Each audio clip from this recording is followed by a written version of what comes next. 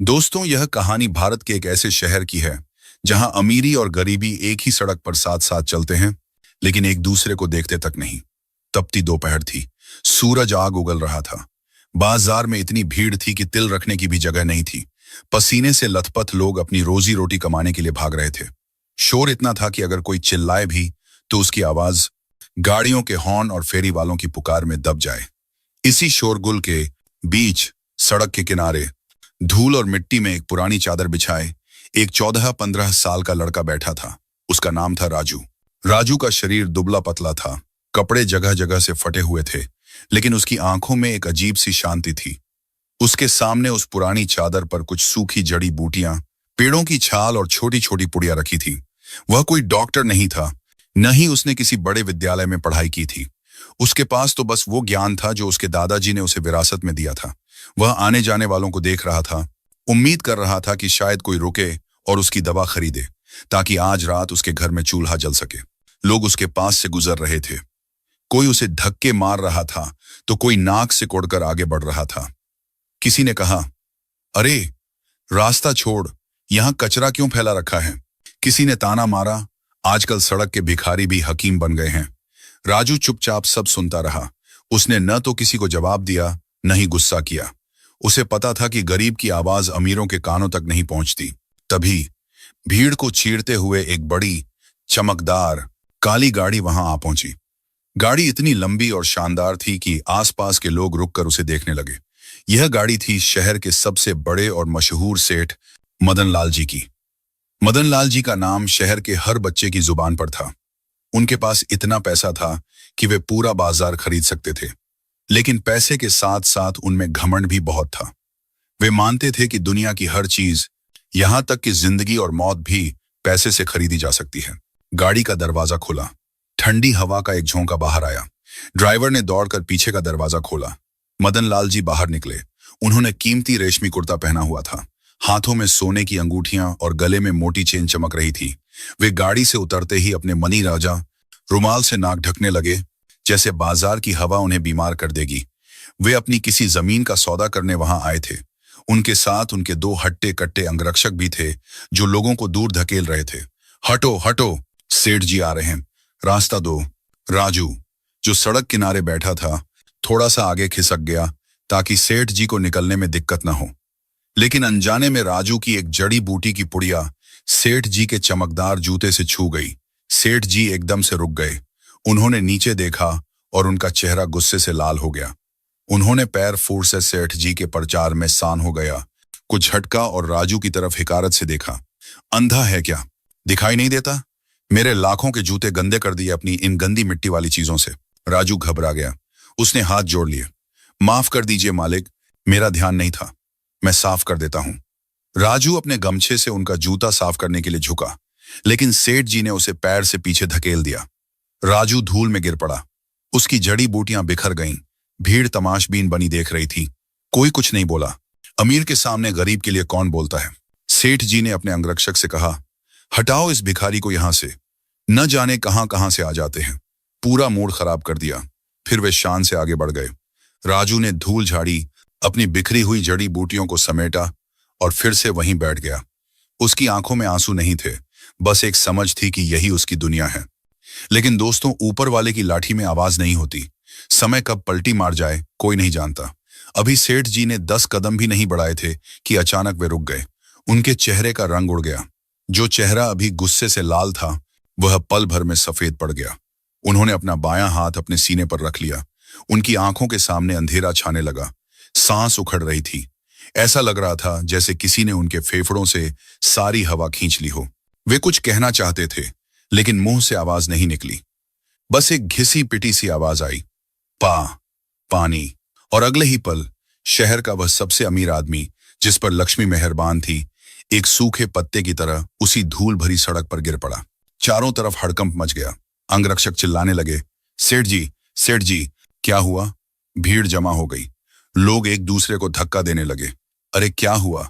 सेठ जी गिर गए, शायद दिल का दौरा पड़ा है, जल्दी पानी लाओ। सूरज की तपिश बढ़ रही थी। मदन लाल जी का शरीर ऐंठ रहा था। उनकी आंखें ऊपर चढ़ गई थीं। मुंह से झाग निकल रहा था। अंगरक्षक घबरा गए। उन्होंने सेठ जी को उठाने की कोशिश की, लेकिन उनका शरीर भारी हो गया था। एक अंगरक्षक ने मोबाइल निकाला और बड़े अस्पताल को फोन लगाने की कोशिश की, लेकिन किस्मत देखिए, बाजार की भीड़ और नेटवर्क की समस्या के कारण फोन नहीं लग रहा था। गाड़ी निकालो, जल्दी गाड़ी निकालो, दूसरा अंगरक्षक चिल्लाया। लेकिन बाजार में इतना जाम लग चुका था कि बड़ी गाड़ी का मुड़ना तो दूर, इंच भर हिलना भी नामुमकिन था। लोग चारों तरफ से घेर कर खड़े हो गए थे, जिससे सेठ जी को हवा भी नहीं मिल रही थी। कोई कह रहा था हवा आने दो, कोई कह रहा था जूता सुंघाओ, कोई कह रहा था पानी पिलाओ। हर कोई सलाह दे रहा था, लेकिन मदद करने वाला कोई नहीं था। सेठ जी की हालत बिगड़ती जा रही थी। वे तड़प रहे थे। उनका कीमती रेशमी कुर्ता अब धूल से सन चुका था।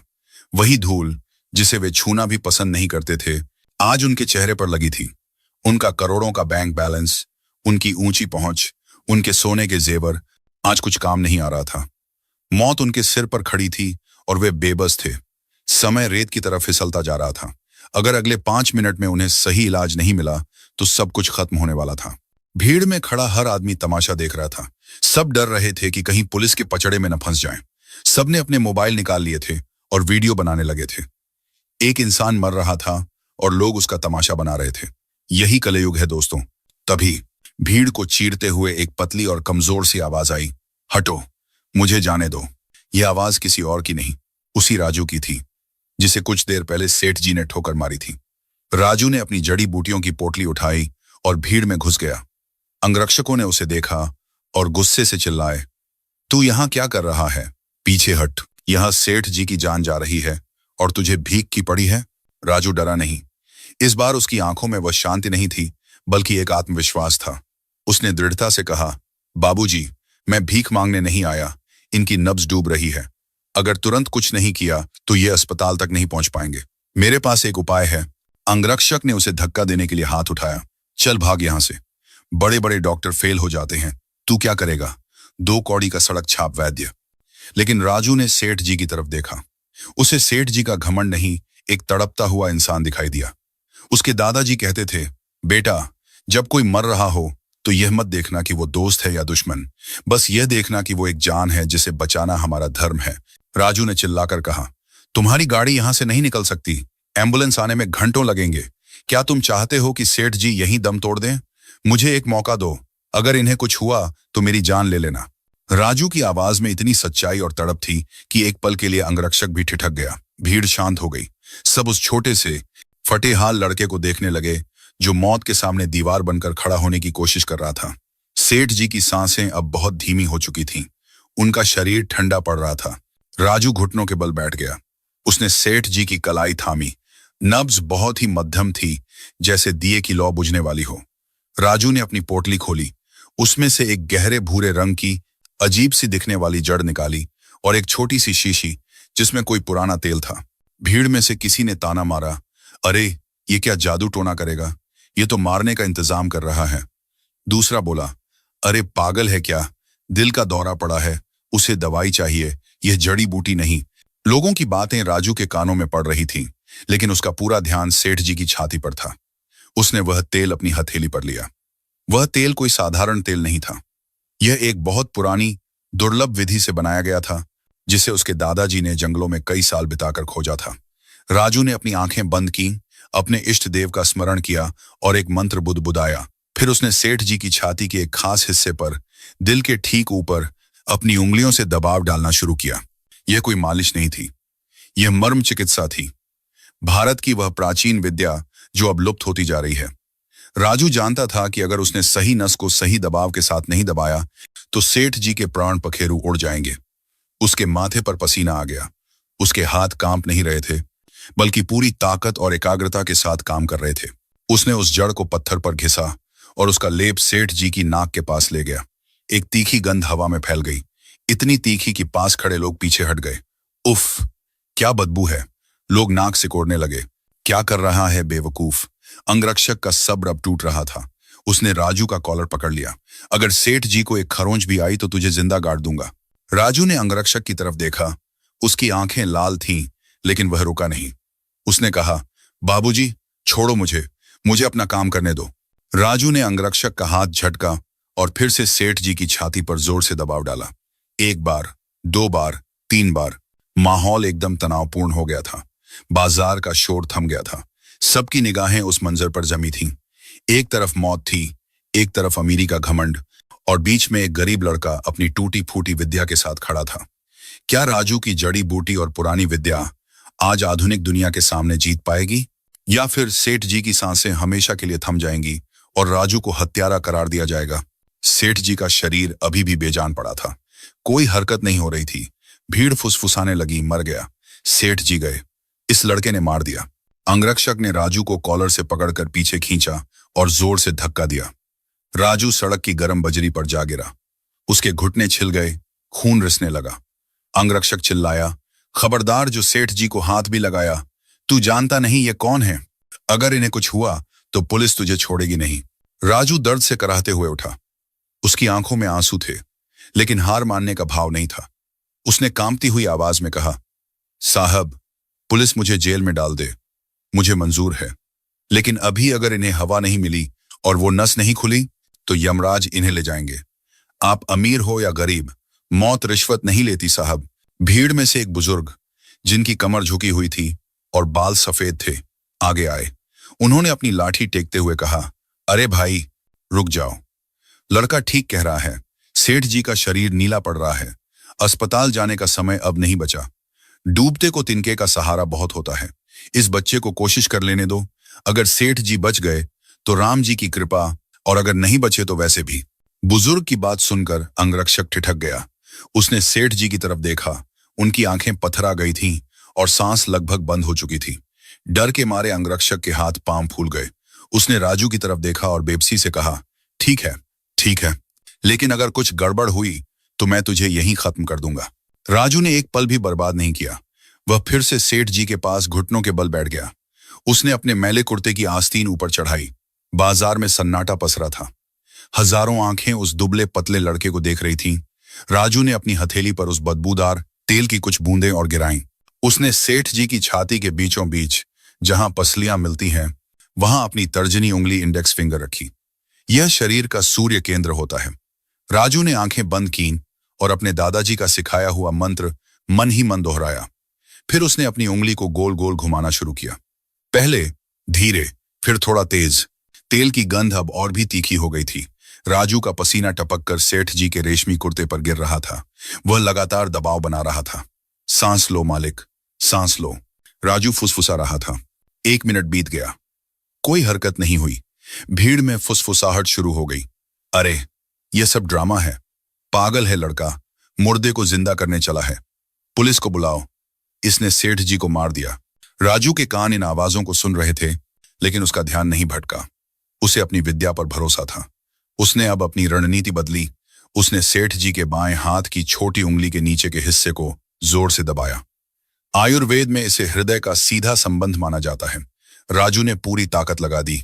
उसके साथ होनी से उमीसान साम की हानसान बरदोल में दौड़ने मानता की अपने हाथ की नसें तन गई। उठिए सेठ जी, उठिए, राजू लगभग चिल्लाया। तभी अचानक सेठ जी के शरीर में एक झटका लगा, जैसे बिजली का करंट दौड़ा हो। भीड़ एक कदम पीछे हट गई। अरे देखा, हिला, शरीर हिला। राजू ने रुकने का नाम नहीं लिया। उसने अब सेठ जी की नाक के नीचे होंठ के ऊपर वाले हिस्से को दबाया। अगले ही पल एक चमत्कार हुआ। सेठ मदन लाल, जिनका शरीर ठंडा पड़ चुका था, जिनका दिल लगभग रुक चुका था, उन्होंने एक जोरदार हिचकी ली। हा हा हक। उनके फेफड़ों में हवा का तूफान घुस गया। उनकी छाती, जो पत्थर जैसी हो गई थी, अचानक ऊपर उठी और नीचे गिरी। उन्होंने जोर से खांसी की। खफ खफ खफ। भीड़ में जैसे बिजली दौड़ गई हो। लोग अपनी आंखों पर विश्वास नहीं कर पा रहे थे। जो आदमी 1 मिनट पहले लाश जैसा पड़ा था, वह अब खांस रहा था, सांस ले रहा था। राम जी की लीला है भाई, चमत्कार, चमत्कार हो गया। इस लड़के ने तो कमाल कर दिया। सेठ जी ने धीरे धीरे अपनी आंखें खोली। उनकी आंखों के सामने धुंधलापन था। उन्हें कुछ समझ नहीं आ रहा था कि वे कहाँ हैं। उनके कानों में बाजार का शोर गूंज रहा था। उन्हें बस इतना महसूस हो रहा था कि उनकी छाती पर एक भारी बोझ हट गया है और कोई गर्म हाथ उनके कंधे को सहला रहा है। राजू ने धीरे से सेठ जी का सिर उठाया और अपनी पुरानी पानी की बोतल, जो आधी खाली थी और थोड़ी गंदी भी, उनके मुंह से लगा दी। अंगरक्षक रोकना चाहता था, यह सोचकर कि सेठ जी गंदा पानी नहीं पीते, लेकिन अब उसकी हिम्मत नहीं हुई। सेठ जी ने एक घूंट पिया, फिर दूसरा। पानी अमृत जैसा लगा। उन्होंने गहरी सांस ली और उठने की कोशिश की। राजू ने सहारा देकर उन्हें बैठाया। सेठ जी ने अपनी धुंधली नजरों से चारों तरफ देखा। भीड़, धूल, उनका गंदा हुआ रेशमी कुर्ता, और फिर उनकी नजर अपने बिल्कुल सामने बैठे लड़के पर पड़ी।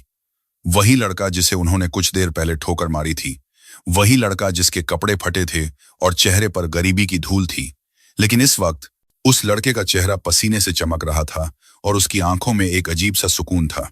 राजू ने हाथ जोड़ लिए। मालिक, अब आपको ठीक लग रहा है? सांस आ रही है? सेठ जी की जुबान लड़खड़ाई।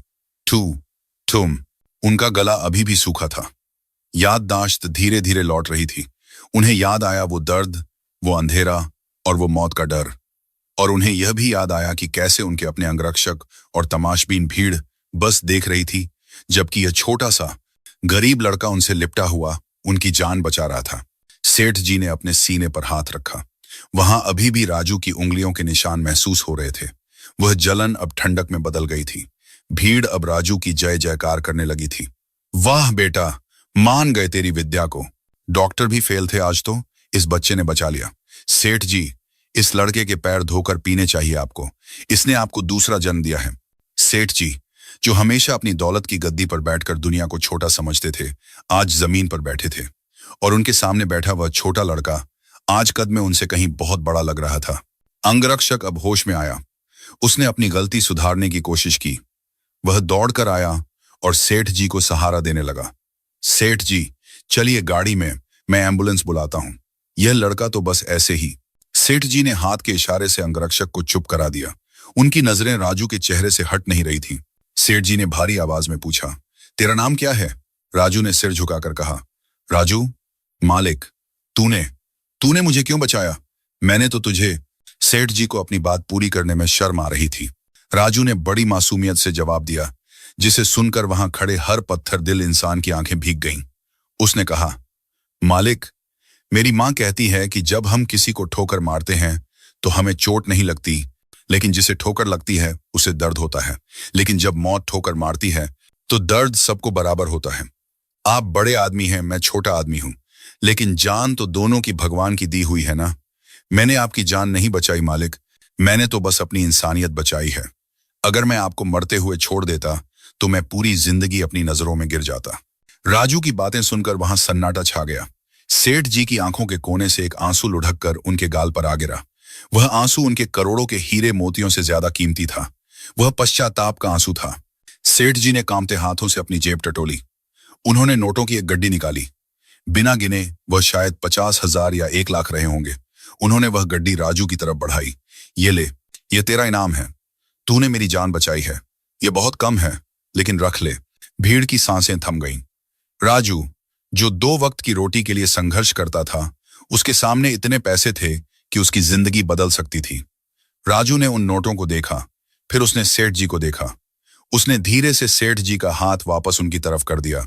राजू ने मुस्कुराते हुए कहा, मालिक, अगर मैं यह पैसे ले लूंगा तो यह सौदा हो जाएगा।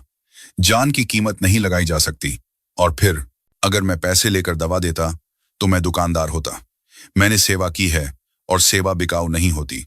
आप ठीक हो गए, बस यही मेरा इनाम है। राजू ने अपनी पोटली उठाई, धूल झाड़ी और वहां से जाने के लिए मुड़ गया। सेठ जी सन्न रह गए। पूरी भीड़ स्तब्ध थी। एक कचरा बीनने वाला, फटे हाल लड़का आज शहर के सबसे अमीर आदमी के लाखों रुपये ठुकराकर सर उठाकर जा रहा था। लेकिन कहानी यहीं खत्म नहीं होती दोस्तों। सेठ जी का अहंकार टूट चुका था, लेकिन उनकी आत्मा जाग चुकी थी। वे राजू को ऐसे जाने नहीं दे सकते थे। सेठ जी ने पूरी ताकत लगाकर आवाज दी, रुक जा राजू। वे लड़खड़ाते हुए खड़े हुए। अंगरक्षक ने सहारा दिया। सेठ जी ने राजू के पास जाकर जो किया वो किसी ने सपने में भी नहीं सोचा था। शहर के सबसे बड़े सेठ मदन लाल ने बीच बाजार में सबके सामने उस गरीब लड़के के सामने हाथ जोड़ लिए और अपना सिर झुका दिया। बेटा, तूने मुझे सिर्फ जिंदगी नहीं दी, तूने मुझे जीना सिखा दिया। आज तक मैं सोचता था कि मैं इस शहर का सबसे अमीर आदमी हूं, लेकिन आज पता चला कि सबसे बड़ा भिखारी मैं हूं और असली अमीर तू है। दोस्तों, बाजार के बीचों बीच वह दृश्य देखकर समय जैसे थम गया था। वह मदन लाल, जिनके इशारे पर शहर हिलता था, जिनके सामने बड़े बड़े अफसर सिर झुकाते थे, आज वे घुटनों के बल बैठकर एक साधारण से लड़के के सामने हाथ जोड़ रहे थे। उनकी आंखों में अब वह पुराना घमंड नहीं था, बल्कि एक नई रोशनी थी, पछतावे और कृतज्ञता की रोशनी। भीड़, जो कुछ देर पहले तक तमाशा देख रही थी और वीडियो बना रही थी, अब शर्मिंदा थी। लोगों ने अपने मोबाइल नीचे कर लिए। कई लोगों की नजरें झुक गईं। उन्हें महसूस हुआ कि आज उन्होंने सिर्फ एक घटना नहीं देखी, बल्कि इंसानियत का एक पाठ पढ़ा है। उन्होंने देखा कि कैसे एक अमीर आदमी की दौलत धरी की धरी रह गई और एक गरीब का ज्ञान जीत गया। सेठ जी ने भरे गले से कहा, बेटा, तूने कहा कि तूने इंसानियत बचाई है, लेकिन सच तो यह है कि तूने मेरी इंसानियत को जगाया है। मैं तो पत्थर बन चुका था, पैसे की चमक ने मुझे अंधा कर दिया था। आज अगर तू नहीं होता तो मेरी ये सारी दौलत, ये गाड़ियां, ये बंगले सब यहीं पड़े रह जाते और मैं। उनकी आवाज कांप गई। वे आगे बोल नहीं पाए। राजू ने आगे बढ़कर सेठ जी के हाथ अपने हाथों में ले लिए। उसके हाथ खुरदरे थे, मिट्टी से सने थे, लेकिन उनकी गर्माहट ने सेठ जी के दिल को छू लिया। राजू ने कहा, मालिक, आप बड़े हैं। मेरे दादाजी कहते थे कि अगर सुबह का भूला शाम को घर आ जाए तो उसे भूला नहीं कहते। भगवान ने आपको दूसरा मौका दिया है, शायद इसलिए कि आप इस दुनिया के लिए कुछ अच्छा कर सकें। सेठ जी ने आंसू पोंछे और खड़े हुए। उन्होंने राजू के कंधे पर हाथ रखा और पूछा, राजू, सच बता, तुझे यह विद्या किसने सिखाई? इतनी कम उम्र में इतना गहरा ज्ञान तुझे कैसे मिला? राजू की आंखों में एक चमक आ गई, लेकिन साथ ही एक गहरा दर्द भी उभर आया। उसने अपनी पुरानी पोटली की तरफ देखा और बोला, मेरे दादाजी पंडित दीनदयाल एक बहुत बड़े वैद्य थे। दूर दूर से लोग उनके पास आते थे। उन्होंने ही मुझे जड़ी बूटियों की पहचान करना सिखाया, नाड़ी देखना सिखाया। लेकिन राजू रुका, उसका गला भर आया। लेकिन क्या बेटा? सेठ जी ने उत्सुकता से पूछा। लेकिन गरीबी ने सब कुछ छीन लिया मालिक। जब दादाजी गुजरे तो हमारे पास उनके अंतिम संस्कार के लिए भी पैसे नहीं थे। पिताजी मजदूरी करते थे, पर बीमारी ने उन्हें भी ले लिया। माँ और मैं अकेले रह गए। मेरे पास दादाजी का दिया हुआ ज्ञान तो है, लेकिन कोई डिग्री नहीं है, कोई कागज नहीं है। इसीलिए लोग मुझे झोला छाप कहते हैं, ताने मारते हैं। मैं पढ़ना चाहता था, बड़ा डॉक्टर बनना चाहता था, ताकि इस विद्या को दुनिया के सामने ला सकूं, लेकिन पेट की आग बुझाने के लिए मुझे सड़क पर यह जड़ी बूटियां बेचनी पड़ती हैं। राजू की बातें सुनकर सेठ जी का दिल पसीज गया। उन्हें अपनी दौलत पर और भी ज्यादा शर्म आने लगी। एक तरफ वे थे जो पैसे के नशे में चूर थे, और दूसरी तरफ यह हीरा था जो धूल में पड़ा अपनी चमक खो रहा था। सेठ जी ने एक लंबी सांस ली। उनके चेहरे पर अब एक दृढ़ निश्चय था। उन्होंने भीड़ की तरफ देखा, फिर अपने अंगरक्षक की तरफ, और अंत में राजू की आंखों में झांका। उन्होंने जोरदार आवाज में कहा, जो पूरे बाजार में गूंज गई, राजू, आज से तू सड़क पर जड़ी बूटियां नहीं बेचेगा। आज से तेरी गरीबी खत्म। राजू हैरान होकर उन्हें देखने लगा। मालिक, सेठ जी ने मुस्कुराते हुए कहा, मैंने तुझे पैसे देने की कोशिश की, तूने मना कर दिया, और तू सही था। विद्या की कीमत पैसे से नहीं लगाई जा सकती, लेकिन एक गुरु की, एक पिता की जिम्मेदारी तो निभाई जा सकती है ना। सेठ जी ने राजू का हाथ कसकर पकड़ा और बोले, आज से तू मेरा बेटा है। तू पढ़ना चाहता है ना? तू डॉक्टर बनना चाहता है ना? मैं पढ़ाऊंगा तुझे, शहर के सबसे बड़े स्कूल में, देश के सबसे बड़े कॉलेज में। जितना पैसा लगेगा मैं लगाऊंगा, और सिर्फ तुझे ही नहीं, मैं उस हर बच्चे की मदद करूंगा जिसके पास हुनर है लेकिन साधन नहीं है। राजू को अपने कानों पर विश्वास नहीं हुआ। क्या यह सपना था? जिस आदमी ने उसे ठोकर मारी थी, आज वही उसे अपने सीने से लगा रहा था। राजू की माँ, जो शायद भीड़ में कहीं पीछे खड़ी ये सब देख रही थी, दौड़ती हुई आई और सेठ जी के पैरों में गिर पड़ी। मालिक, आपने मेरे बच्चे की तकदीर बदल दी। सेठ जी ने उन्हें उठाया और हाथ जोड़कर कहा, नहीं माताजी, आपके बेटे ने मेरी तकदीर बदल दी है। इसने मुझे सिखाया है कि असली दौलत बैंक में नहीं, दिल में होती है। फिर सेठ जी ने अपने अंगरक्षक से कहा, गाड़ी का दरवाजा खोलो। अंगरक्षक ने हड़बड़ाते हुए गाड़ी का पिछला दरवाजा खोला। सेठ जी ने राजू को इशारा किया, बैठ बेटा। राजू हिचकिचाया। उसने अपने गंदे कपड़े देखे और गाड़ी की मखमली सीट देखी। मालिक, मेरे कपड़े गंदे हैं, गाड़ी खराब हो जाएगी। सेठ जी हंसे, एक ऐसी हंसी जो उनके दिल से निकली थी, जिसमें कोई बनावटीपन नहीं था। उन्होंने कहा, कपड़े गंदे हैं तो क्या हुआ, मन तो साफ है। और यह गाड़ी तो लोहे और प्लास्टिक का खिलौना है। इसकी औकात तेरे जैसे इंसान को ले जाने की नहीं है। फिर भी बैठ। आज इस गाड़ी में सेठ मदनलाल नहीं, बल्कि उनके गुरु राजू जा रहे हैं। सेठ जी ने खुद राजू को पकड़कर गाड़ी में बैठाया, खुद उसके बगल में बैठे और ड्राइवर से कहा, चलो घर। गाड़ी धीरे धीरे भीड़ से बाहर निकलने लगी। लोग रास्ते से हट गए। लेकिन इस बार डर के मारे नहीं, बल्कि सम्मान में। किसी ने ताली बजाई तो किसी ने हर हर महादेव का नारा लगाया। राजू खिड़की से बाहर देख रहा था। बाजार वही था, दुकानें वही थीं, भीड़ वही थी, लेकिन राजू के लिए आज दुनिया बदल चुकी थी। उसने आसमान की तरफ देखा और मन ही मन अपने दादाजी को धन्यवाद दिया। दोस्तों, यह कहानी हमें क्या सिखाती है? अक्सर हम लोगों को उनके कपड़ों से, उनकी जेब से या उनके पद से तौलते हैं। हम भूल जाते हैं कि कीचड़ में ही कमल खिलता है और कोयले की खान में ही हीरा मिलता है। राजू जैसे न जाने कितने बच्चे हमारे देश की सड़कों पर घूम रहे हैं। किसी के हाथों में चाय की केतली है तो किसी के कंधे पर कूड़े का बोरा। हम उन्हें देखकर अनदेखा कर देते हैं, कभी कभी दुत्कार भी देते हैं। लेकिन क्या पता, जिस बच्चे को हम धक्के मार रहे हैं उसके नन्हे दिमाग में कल का कोई महान वैज्ञानिक, कोई बड़ा डॉक्टर या कोई कलाकार छिपा हो। मदन लाल जी को अपनी गलती सुधारने का मौका मिल गया, लेकिन क्या हम इंतजार करेंगे कि कब हमें कोई ठोकर लगे तभी हमारी आंखें खुलें? नहीं दोस्तों, जरूरी नहीं कि हम किसी को गोद लें या लाखों रुपए दान करें, लेकिन कम से कम हम इतना तो कर ही सकते हैं कि किसी गरीब को हिकारत की नजर से न देखें, उनसे प्यार से बात करें, उनकी इज्जत करें, क्योंकि वक्त का पहिया कब घूम जाए कोई नहीं जानता। आज जो राजा है कल वो रंक हो सकता है, और आज जो सड़क पर है कल वो आसमान छू सकता है। उस दिन के बाद शहर में बहुत कुछ बदल गया। सेठ मदन लाल जी ने अपने व्यापार का एक बड़ा हिस्सा गरीबों की मदद के लिए दान कर दिया। उन्होंने एक बड़ा अस्पताल बनवाया जहां गरीबों का मुफ्त इलाज होता था, और उस अस्पताल का नाम उन्होंने अपने नाम पर नहीं बल्कि पंडित दीनदयाल आयुर्वेदिक संस्थान रखा, राजू के दादाजी के नाम पर। और राजू ने खूब मन लगाकर पढ़ाई की। उसने अपनी प्राचीन विद्या को आधुनिक विज्ञान के साथ जोड़ा, और कुछ सालों बाद उसी राजू ने एक ऐसी दवा खोजी जिससे लाखों लोगों की जान बची। वह दुनिया का बड़ा डॉक्टर बना, लेकिन उसने कभी अपनी जड़ों को नहीं छोड़ा। वह आज भी महीने में एक बार उसी सड़क पर जाता है, उसी जगह बैठता है और याद करता है कि कैसे एक छोटी सी घटना ने, एक छोटे से दया के भाव ने नफरत को प्यार में और मौत को जिंदगी में बदल दिया था।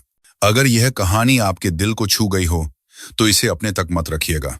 इसे अपने बच्चों को सुनाइए, अपने दोस्तों को सुनाइए। क्या पता आपकी सुनाई हुई यह कहानी किसी और मदन लाल का घमंड तोड़ दे या किसी और राजू को नई उम्मीद दे दे। इंसानियत जिंदा रहे, बस यही सबसे बड़ी दौलत है।